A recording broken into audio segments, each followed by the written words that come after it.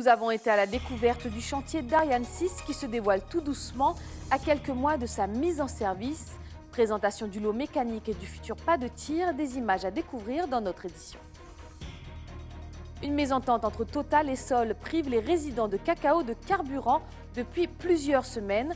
Obligés de se ravitailler à Roura, les rares habitants qui peuvent encore se déplacer le font dans des conditions dangereuses. Nous y reviendrons.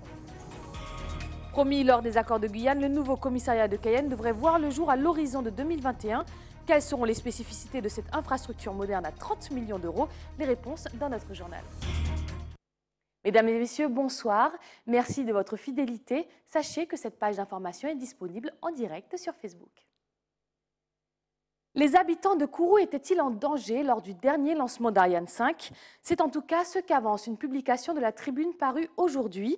Une erreur humaine serait à l'origine de la perte du contact avec le lanceur, qui s'expliquerait par le fait qu'il soit retrouvé au-dessus de la ville spatiale et non au-dessus des océans, comme le prévoient les normes basiques de sécurité. Si l'information était avérée, il s'agirait d'un incroyable raté qui fragiliserait encore plus le groupe Ariane Espace. Malgré cet incident avec Ariane 5, le chantier d'Ariane 6 est en bonne marche. Et ce matin, à l'occasion de l'arrivée en Guyane des premiers éléments du lot mécanique de la fusée, Pierre Tréfaut a assisté à la visite du port de Paris-Acabo et du chantier du futur pas de tir. Ce matin, au port de Paris-Acabo, les premiers gros éléments du lanceur de la fusée Ariane 6 sont arrivés par bateau. En tout, ce sont 26 pièces qui ont été livrées et qui composeront le plateau du lanceur de la fusée.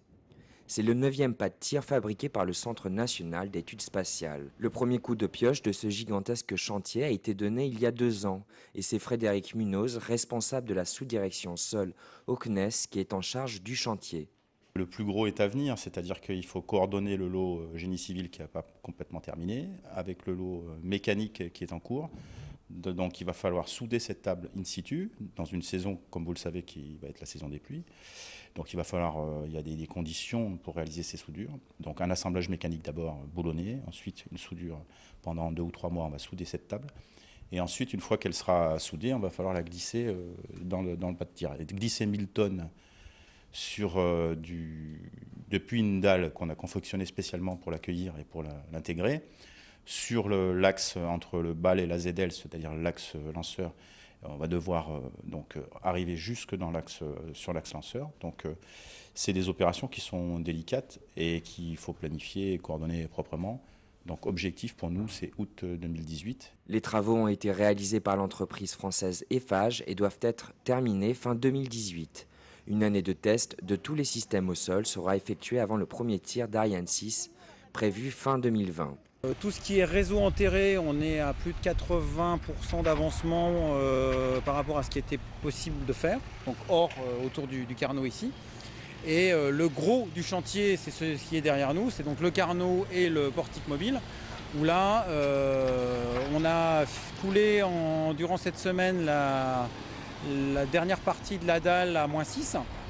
Donc qui est un des éléments importants, un des jalons importants du projet qui marque le début de la couverture des carnaux, donc le pot d'échappement pour la fusée. Le bâtiment servitude, les radiers sont coulés et on est en train de faire les voiles. Et donc le portique mobile, où on a fini le deuxième niveau, on est à peu près à 20 mètres d'altitude. Et on attaque, avant la fin de la semaine, on attaquera la construction du 3e niveau pour continuer avant d'atteindre les 90 mètres d'ici le mois de juillet. Le coût total du chantier réalisé par le CNES et financé par l'Agence spatiale européenne est de 650 millions d'euros. Dans le reste de l'actualité, depuis maintenant 15 jours, le bourg de Cacao n'est plus ravitaillé en carburant.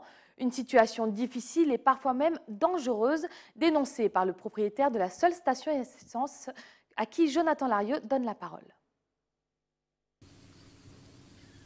Devant les portes de la seule station d'essence de Cacao, un mot d'excuse, le directeur informe les habitants que le poste est fermé jusqu'à nouvel ordre. Guillaume, le pompiste de l'établissement, n'a pas mis les pieds dans son lieu de travail depuis que les cuves sont vides.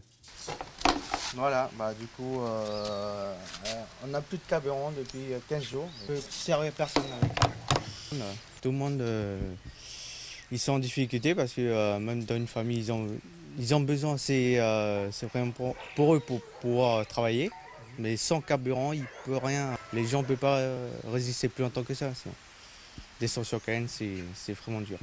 Depuis près de 15 jours dans la commune, il est difficile de se procurer du carburant. Chaque jour, le patron, Franck Sophie, doit refuser des clients faute d'approvisionnement. Je suis obligé de descendre quasiment en début de semaine avec au moins des bidons de 50 litres, soit 4 à 5 bidons, 200 litres à l'arrière, au niveau de la station de Roura, quoi.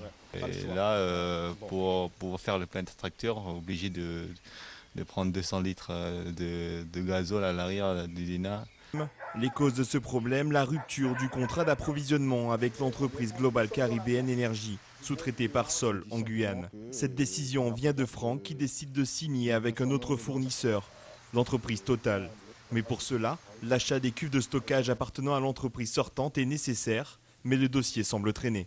Total a adressé un mail à la société Sol en leur disant bon voilà, nous sommes intéressés par le rachat du lot pétrolier et en attendant que la transaction se fasse, d'autoriser la livraison dans les cuves parce qu'en fait c'est l'usage et c'est comme ça se passe. Global a bénéficié de cet usage, il n'y a pas eu d'interruption de livraison.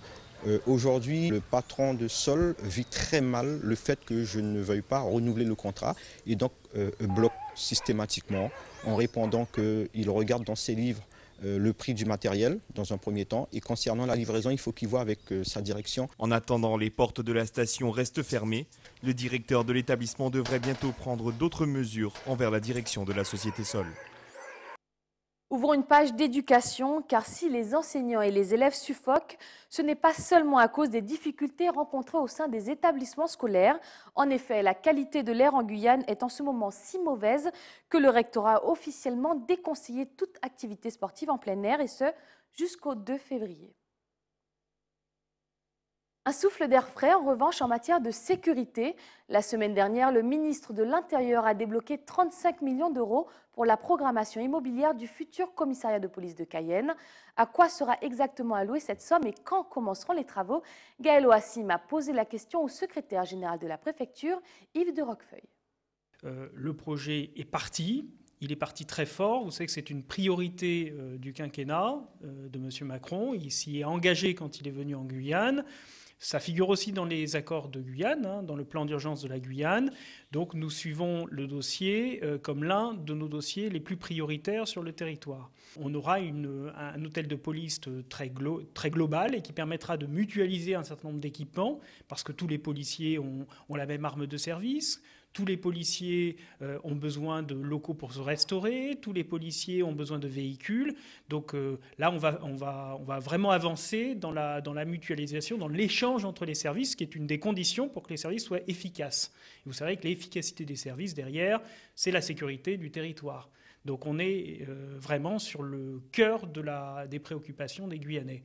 Donc c'est pour ça que nous sommes très mobilisés et, je dois le dire, très optimistes.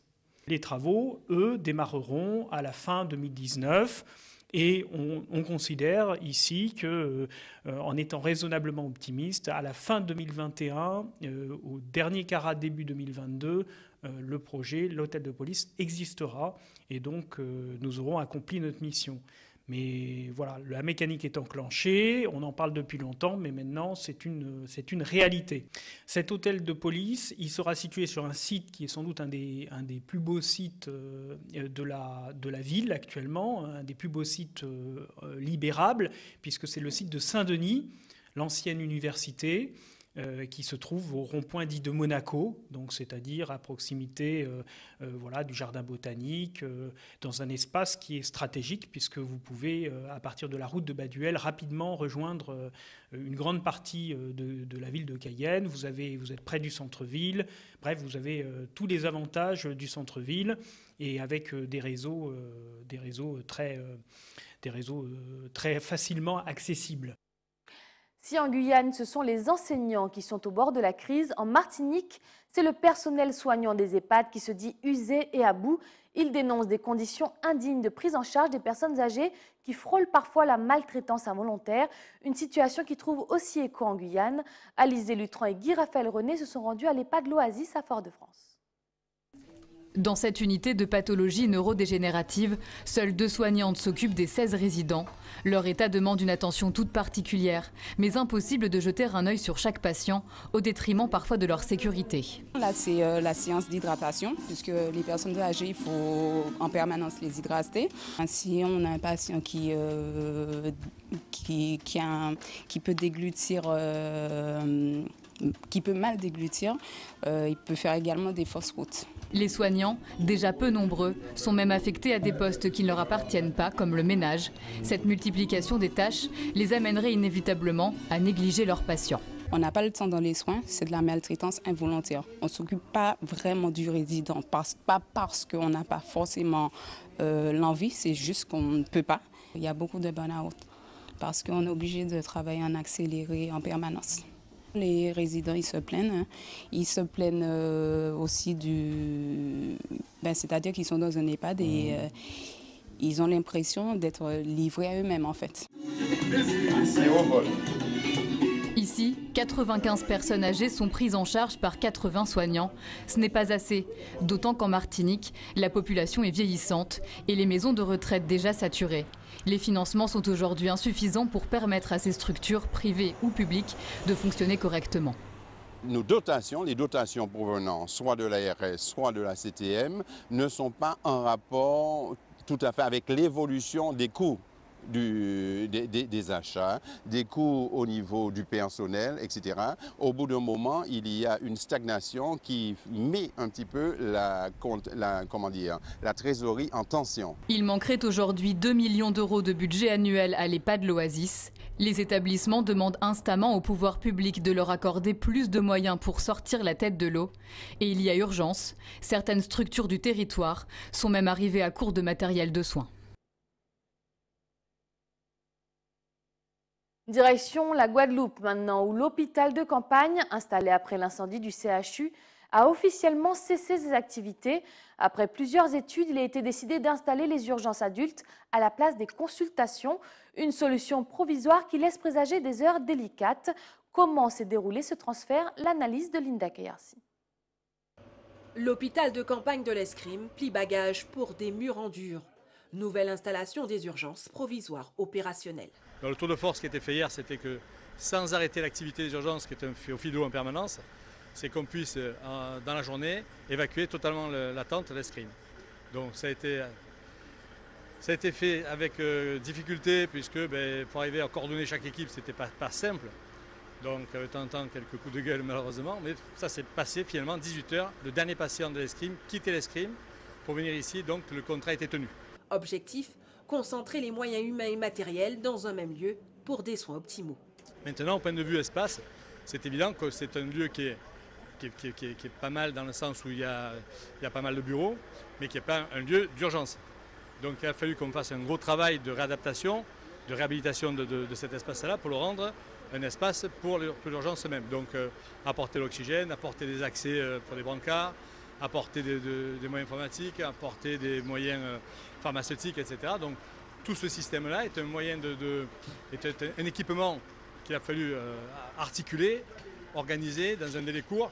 Mais bon, ça s'est fait. Et là, aujourd'hui, à l'heure qu'il est, donc après 1 jour et demi de décision, on commence un petit peu à voir le jour. Ici seront concentrées que les urgences non chirurgicales.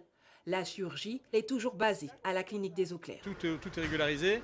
On a un petit détail, c'est sur l'informatique, parce que le réseau informatique n'était pas adapté au point de vue puissance, donc ils sont en train de travailler dessus là. Et donc je pense que dans 1 heure de temps maximum, on aura réglé le problème informatique. Donc là, effectivement, on commence à devenir réactif et adapté à la demande.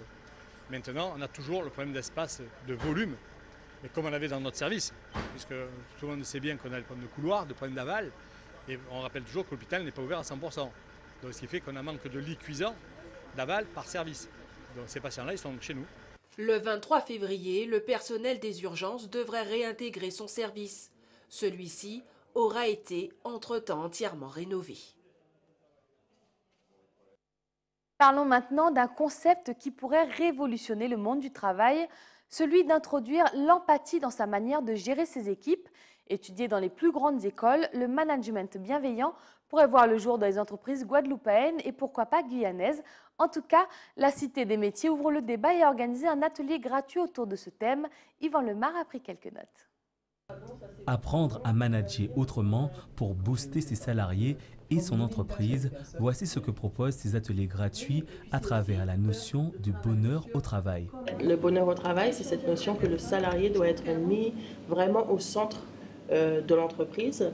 Donc prendre en compte le salarié dans sa globalité et notamment cette notion de mieux-être et de développement, d'enrichissement des compétences et des capacités des salariés pour qu'ils puissent justement donner le meilleur d'eux-mêmes à leur entreprise. Les points d'abord sur lesquels on insiste, c'est cette définition de ce que c'est la bienveillance à l'égard de l'autre. On n'est pas là pour parler de gentillesse, d'empathie, même si ça en fait partie. La bienveillance, c'est toute une notion générale qui rentre en cohérence avec les valeurs humaines et qui permettent de prendre la personne dans sa globalité en l'amenant vers moins de formes de maltraitance au travail, j'ai envie de dire. Bonheur au travail, management bienveillant, des ateliers gratuits ouverts à tout public, mis en place par la Cité des métiers une fois par mois. C'est un lieu d'information et de conseil sur toutes les questions relatives à la vie professionnelle.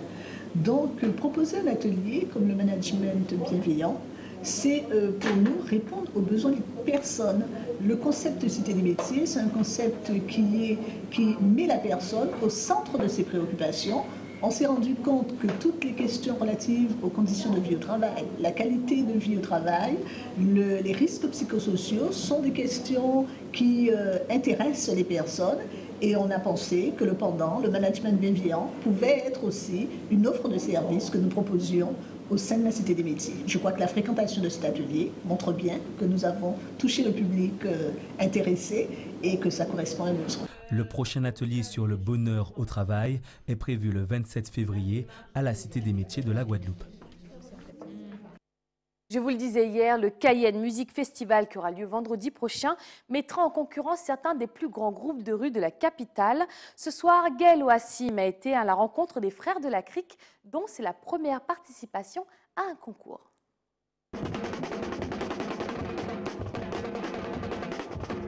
À coups d'éclairs, de trombones, trompettes ou autres percussions, le village sinois s'égaye. Une quarantaine de jeunes âgés de 8 à 21 ans se sont donné l'objectif de parader dans les rues de Cayenne avec leur propre mélodie. Au début c'était compliqué, mais après petit à petit ils ont commencé à rentrer dans le truc, dans le jeu on va dire. Après ça commence à se calmer on va dire. En fait c'est Naël qui a créé le groupe, on devait créer depuis l'année dernière, mais on n'a pas pu, donc cette année on a pu faire le groupe. Après petit à petit on a cherché des gens, et bien voilà le résultat aujourd'hui. C'est la passion. Ça faisait longtemps que je voulais faire, mais là j'ai eu l'occasion de faire, on m'a mis dans le groupe, j'ai eu l'occasion de faire, voilà.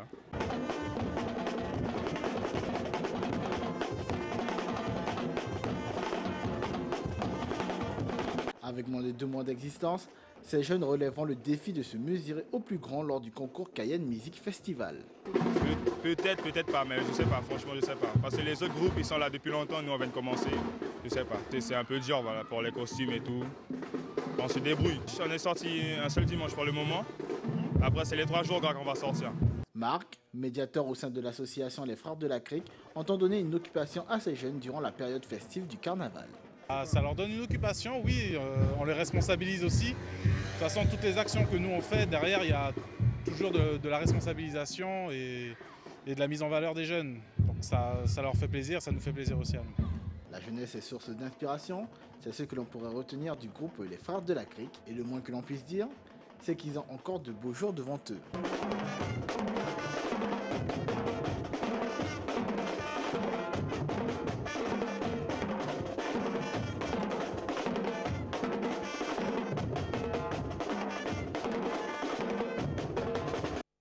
Demain, nous irons à la rencontre du groupe Éruption, 3e et dernier participant à ce concours. C'est la fin de ce journal, mais avant de se quitter, rappel des principaux titres de ce 31 janvier. Nous avons été à la découverte du chantier d'Ariane 6 qui se dévoile tout doucement à quelques mois de sa mise en service. Présentation du lot mécanique et du futur pas de tir, des images à découvrir dans notre édition. Une mésentente entre Total et Sol prive les résidents de Cacao de carburant depuis plusieurs semaines.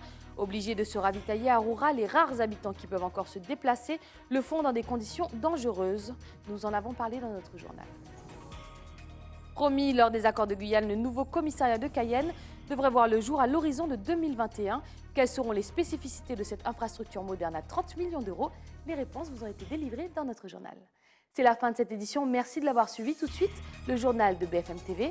Quant à moi, j'aurai le plaisir de vous retrouver demain, même heure, même chaîne. Excellente soirée sur ATV Guyane. Desama ou Passa Wanbuneti.